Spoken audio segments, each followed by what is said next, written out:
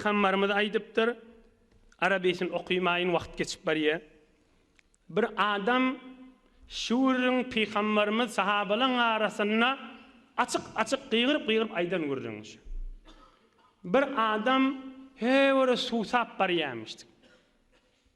Türkmen adam suw sapa näme diye tefsir edi diye. Gaty tefsir ep barýarmışdy. Aham, öwünnemir quyu çykypdyr. Quyuň içinde suw varmış, bedere tanap ýokmuş. Bir rivayette şu adam zinanamış. Kaýsy bolsa o meni işimiz ýok. Ya erk adam ya zinanada. Aham bir daýa adam quyuň kaptalyna el aýagy bilen ýabyşyp iki kaptalyna el aýagyny direp quyuň etegine girip ganyp suw içipdir. Peygamberimiziň mübarek agdyndan çykan hikaye gyssaşy. Aham ýu şahsdan haberdar bolup quyudan çykypdyr. ثم خرج فإذا كلب يلهث يأكل الثرى من العطش. Taşerik çıksa gördü bir it lehleptu. Yer gazyp, yer peşip, yerin etegine öýle diline girip, gumy çeýnäp, şeýle lehlep duranmış. Weh, men suw söýüşim ýal bir de suw sapdyrdy. Hudaýa näjer bolarkam, niýeti gawy biladym. Hudaýyň yaradan bir it de bolsa ýakşylyga deýinip, aýagyny ädigi jyrmygy barmyşdyk.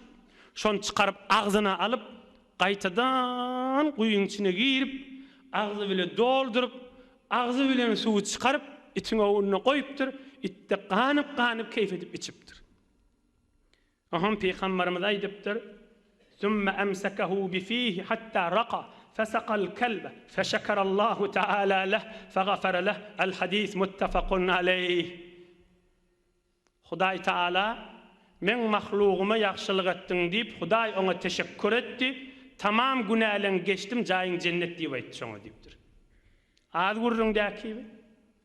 Ola qanlatdy. Peygamberimiz aýdan gurrunşy. Inne ahyrda bir kuşdane mesele galdy. Kan adamlaryň soragy fiqh Hanafide on hyzmatyňyza ýetirip tamam edin. Biri it saklama meselesi, o biri it satmak ve almak ve şoň pulny öýde halal arsal bolýarmy, halal arsal bolýarmy? Gowgul has. Ve amma iqtina'ul kalbi lis-sayd ve harasatil mashiya wal-buyut waz-zar' feyejuzu bil-ijma' fi makhafati al-lusus aw al-a'da kaza fi ad-durr wal-radd. Fiqh Hanafiyň tamam kitaplarynda bar, ama magdam Ebu Hanifeň hukmlary ýazylan kitaplarda bar. It saklamak doğrudur öýüňde bir ammaryň ma, öýüňde bir malyň ma, haýýadyňda bir zadyň ma, özüň öýden çykanda ya akşam ýatanda gorkýan ogrudan ya bir düşman bir zat edermi kadip. Şu ýagdaýda haýýatda it saklatan işgali ýok. Ya goýnuň bolsa, sygyr diýäň bolsa, ya ekiniň maşynyny ekin saklamaga, garfys saklamaga, bir zat saklamadan çürüm, haýyrlanmadan çürüm bolsa şeriat-ı İslamyda kamilen ijazasy bar, öňkürrüňle oň halyny raýat edip, ýakşylygyny edip durmaly. Ine bir ýagdaýda hiç işgali ýok boldy. Ýöne oýnaşmadan çürüm, saklaşyp, ýöne öýde saklap sergermi diýip saklasa, öýe ferişte girýän näldir, öýe bereket gelýän näldir, dogry zat däldir. وأما بيعه ويجوز بيع الكلب المعلم وغير المعلم في ذلك سواء كذا في متون الفقه الحنفي. it satmak hiç işgali yok fiqh Hanafi'de Ebu Hanifeň hukmuşy. Talim berilen, terbiyet berilen it bolsun ya talim berilmedik it bolsun. İkisinin de işgali yok.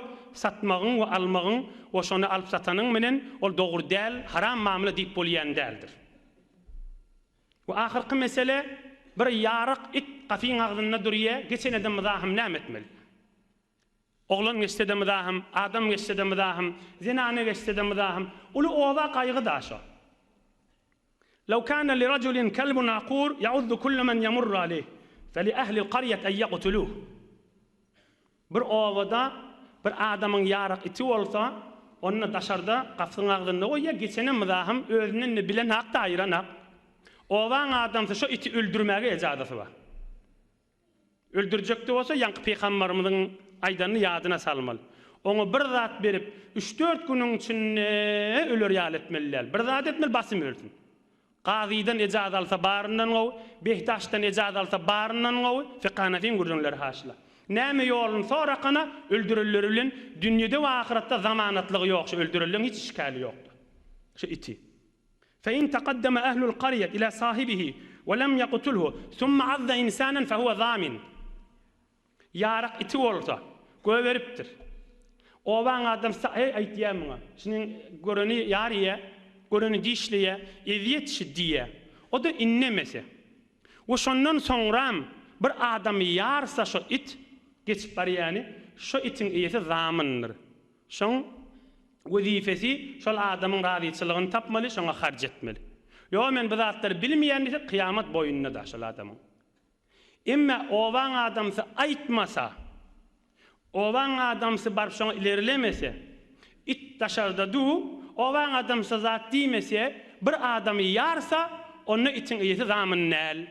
Haçan zaman bolmaly, owan adamsy barıp ya bir şurasy ya ahu mollosy bir namaýende ya ýaşurragy barıp aýsa sen şiniň bir zulm, şiniň bir eziýet, sen şiniň aýyr diýse, we aýdylyndan soňra bir adam ýarsa men zaman.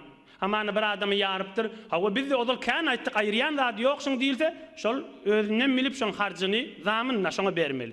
Yo berjek däl kıyamat şoň bergillah şol adama. Kaza fi fatawa alamgiriye Kitabul Kerahiyet, Babul Hadi wal 20. Allah Teala iman abruýdan aýyrmasyn.